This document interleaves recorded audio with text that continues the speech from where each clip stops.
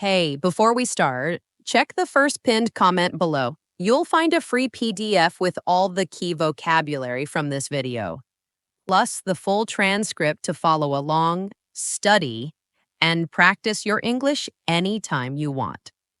Now let's jump into the story. Imagine you're standing in a brand new city, heart racing, palms slightly sweaty, ready to finally speak English. You've practiced endlessly. You know you're ready, right? That's exactly how Lucas felt. A bright eyed 22-year-old from Madrid, Lucas had just arrived in Miami for an exciting university exchange program. He was confident, ambitious, and sure his English was flawless. Why wouldn't it be? So many words were practically identical to Spanish. Words like actually, assist, sensible, pretend, they had to mean the same thing. What could possibly go wrong? On day 3, reality struck.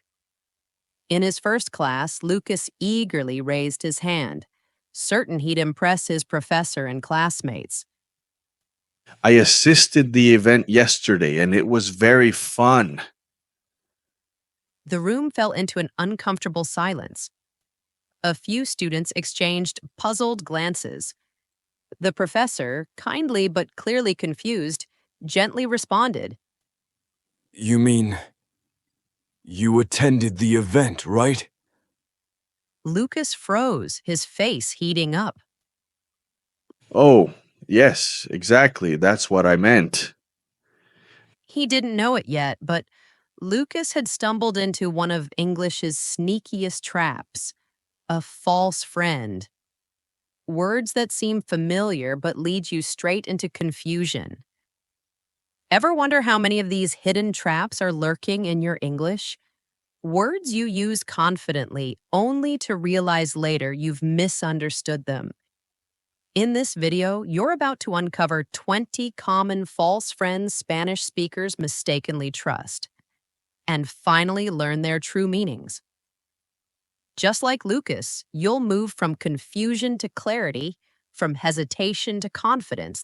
If you've ever felt this confusion, if you've been tricked by false friends too, hit the like button right now.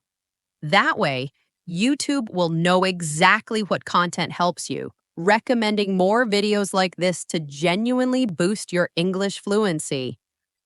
As for Lucas, well, let's just say his language adventures were only beginning. Welcome to Stories to Learn English, the channel where your English gets better every day. Hit subscribe and let's get started.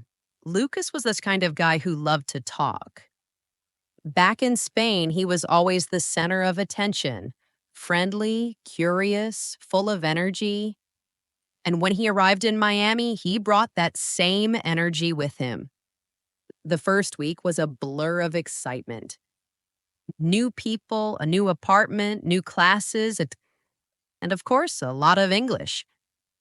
At first, Lucas felt good. He could understand most things. He even helped a roommate fix a broken shelf.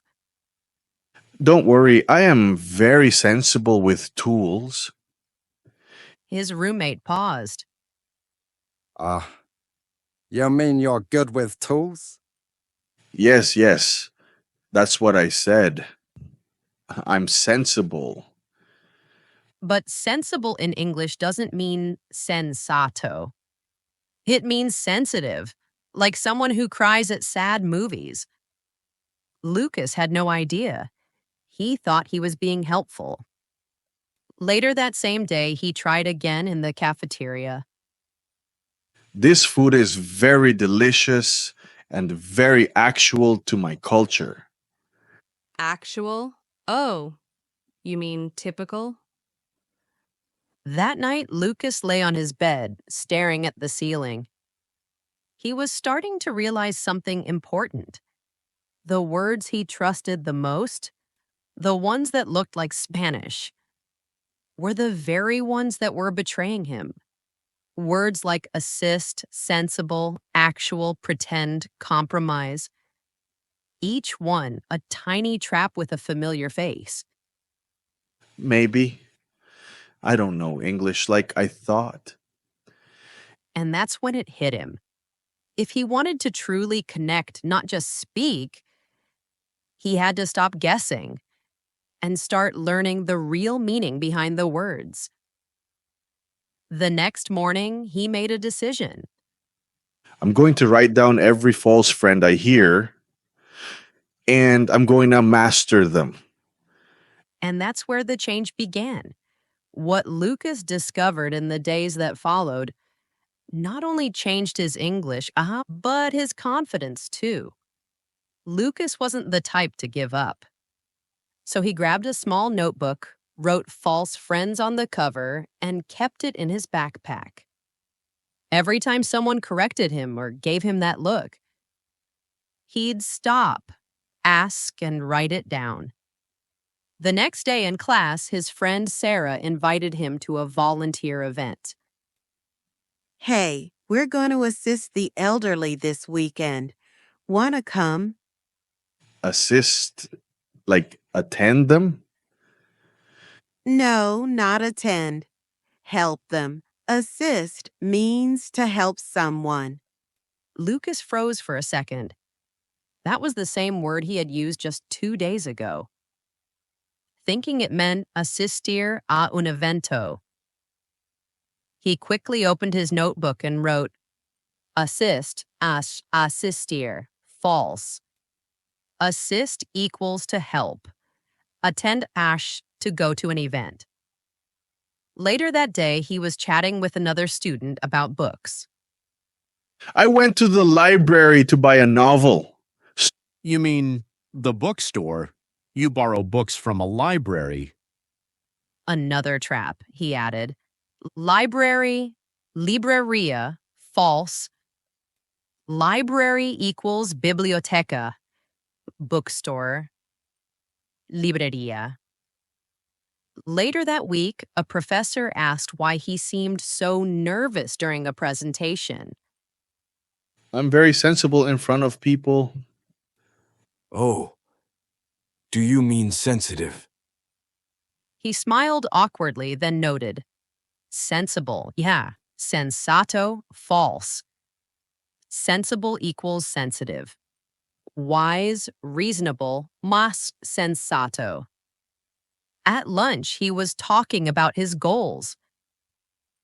Actually, I want to travel the world. Oh, nice.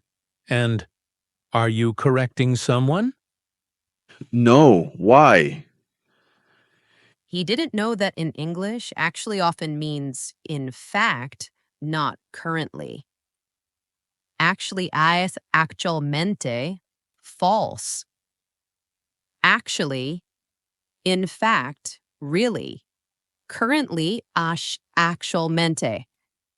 That night, while talking about relationships, he said something that made everyone blink. A good relationship is based on compromise. Well, I guess, but that sounds a little dramatic. Another false friend. He wrote, compromise. Compromiso, false. Compromise. Giving up something to reach agreement. Commitment. Compromiso.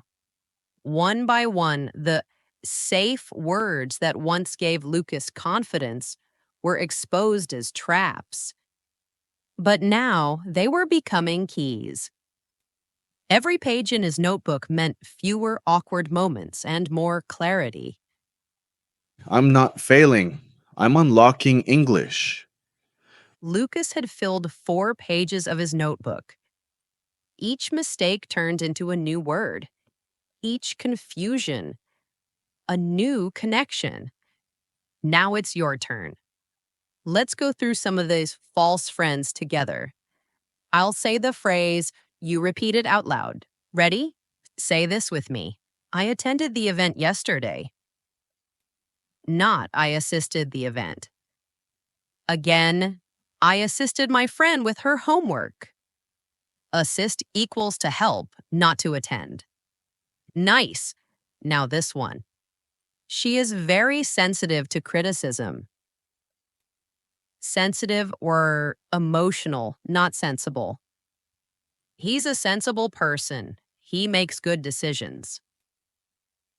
Sensible, reasonable in Spanish, sensato. Let's try a mini quiz. I'll say a sentence. You tell me, is it correct or wrong?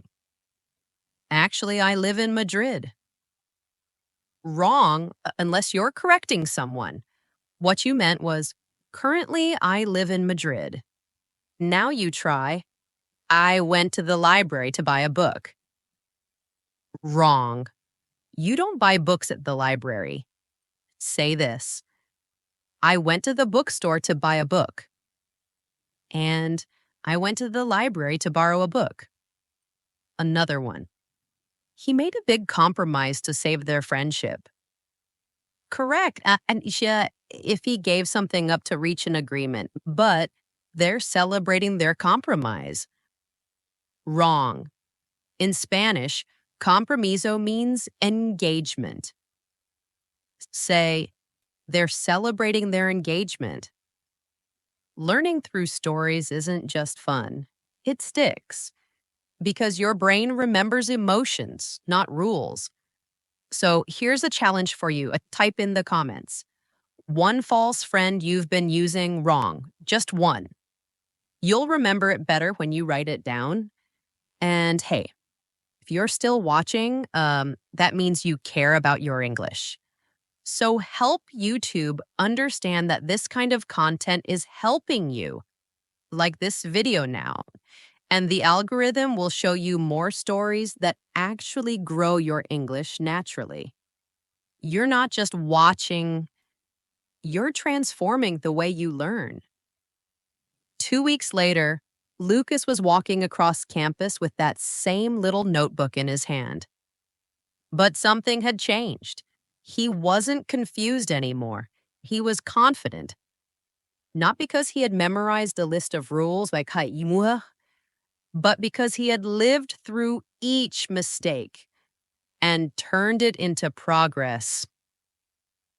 Assist is to help, not to attend. Sensible means sensitive. Library is not where you buy books. And compromise, yeah, that one's tricky. He had made peace with the fact that learning a language isn't just about vocabulary. It's about meaning, about connection, about understanding what people really hear when you speak. And he had learned the most powerful lesson of all. Every false friend is a real opportunity. If you've ever felt like you were saying all the right words, but still not being understood, you're not alone. But now you know the truth. Some of the words that feel easy are the ones that need a second look. And by watching this story, you've already taken that second look.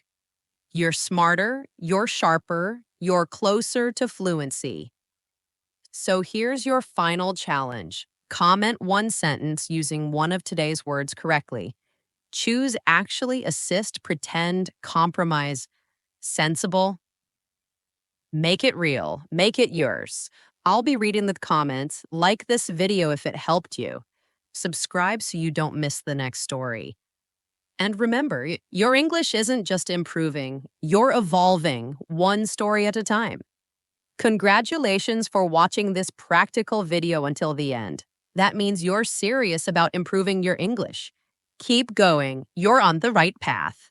And I'll see you in the next video.